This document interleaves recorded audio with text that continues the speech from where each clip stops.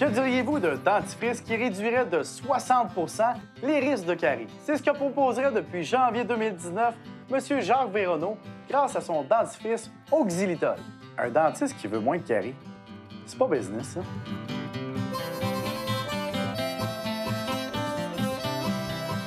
Monsieur Véronneau. Bonjour, Monsieur McSween. Qu'est-ce que je peux faire pour vous aujourd'hui? Parler d'argent et de carie. Vous avez commercialisé un produit qui s'appelle Carie Zéro. Avec l'aide de la compagnie Oral Science, ce qui se veut un traitement plus médical de la carie. Ça veut dire quoi? Ça veut dire essentiellement... Oh, vous étiez prêt, là. Vous aviez un panneau. Absolument. Le processus carieux se définit en 3 étapes, dont la première, on n'a pas de contrôle dessus puisque c'est interne dans notre bouche, sur la surface des dents, où des réactions entre les enzymes, les bactéries, les protéines vont faire en sorte qu'on va être équilibré et qu'on n'aura pas de signe de processus de carie. Quand la carie s'installe, c'est parce qu'il y a eu un changement dans la communauté et que les bactéries qui causent la carie deviennent en prédominance. Et ils vont créer un déséquilibre qui va faire en sorte qu'avec le sucre raffiné, on va être propice à faire la destruction tissulaire. Vous êtes en train de me dire que parce que j'étais jeune, dans ma famille, j'ai eu des caries parce que j'avais une infection bactériologique dans ma bouche. Le transfert de ces bactéries-là, quand ils sont très dominantes chez quelqu'un, va se faire par le transfert salivaire. Quand ma mère Par me faisait, exemple. quand j'étais petit, là. Tout à fait. Tiens, je vais t'essuyer la bouche. Là. Absolument. Ma mère m'a peut-être infecté. C'est peut-être pas juste ta mère, mais peut-être d'autres gens à la garderie, puisque ce principe de transfert salivaire s'établit dans plusieurs occasions. OK. Et quand on devient très infecté par les 2 bactéries principales, que sont les streptocoques mutants et les lactobacilles, on va avoir par la suite, à la surface, des changements qui vont progressivement, si c'est maintenu, devenir des trous. On devrait unilatéralement traiter la bactérie dans la bouche en amont, avant. Absolument. Puis tout le monde devrait traiter ça avec du xylitol. À 25 tel que je l'ai démontré par mes recherches, qui m'ont pris quand même 8 années. Comment vous, là, vous êtes arrivé un matin en vous levant, vous êtes... La pâte à dents qu'on utilise, c'est pas la bonne. D'abord, le premier constat au Québec, de plus de ressources dédiées à la santé bucco-dentaire du Canada. OK.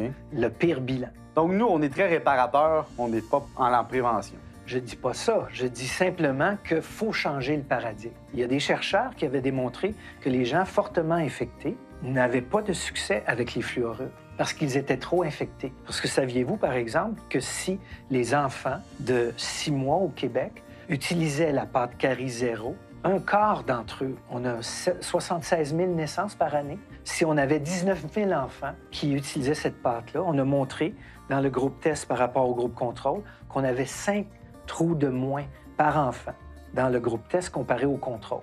Okay. Si on multiplie ça par le coût curatif et par le nombre d'enfants, on aurait des économies annuelles de 7 800 000.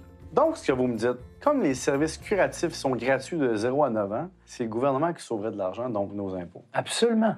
Là, vous parlez de fiscalité. Vous venez me chercher tout de suite droit au cœur et au portefeuille.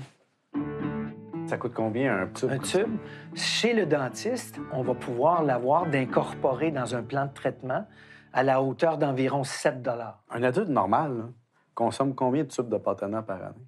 On dit qu'en moyenne, par la quantité qui serait requise, que ça durerait à peu près 3 mois. Donc, j'en aurais besoin de 4 par année.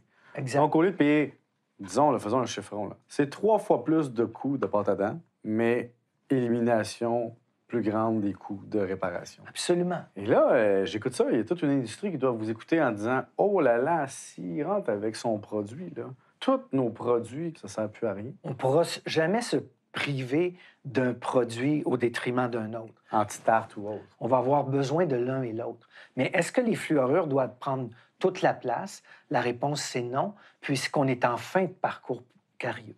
Le fluor, c'est 99,9 de l'industrie pour l'instant, selon vous? Absolument. Qu'est-ce qui fait en sorte que les grandes compagnies ne s'intéressent pas au type de produits comme le vôtre? Ils ne veulent pas compétitionner ce qui marche bien. Ça fonctionne déjà. Absolument. Ça ne coûte rien à produire. Absolument. Est-ce qu'il y a un pays dans le monde qui fonctionne comme ça? Non. Puis vous, là, le Québécois qui travaille en région rurale, vous dites « Moi, je peux changer le monde. Absolument. » Et qui vous croit? Il y a de plus en plus de gens, même si à peu près 1,5 % des dentistes et des hygiénistes sont au courant que Carie Zéro existe, il y a un mouvement qui s'initie par la base. Quand est-ce que vous prenez un rendez-vous avec notre premier ministre pour en jaser? C'est déjà fait tentativement avec le représentant de santé dentaire publique du gouvernement et il n'y a eu aucune réaction. Moi, je sais ce que vous devriez faire. Faire un dentifrice qui s'appelle CAC 0 pendant les élections. C'est sûr qu'il vous rappellerait. Bon, maintenant, on va passer aux choses sérieuses. Ah non. Bye.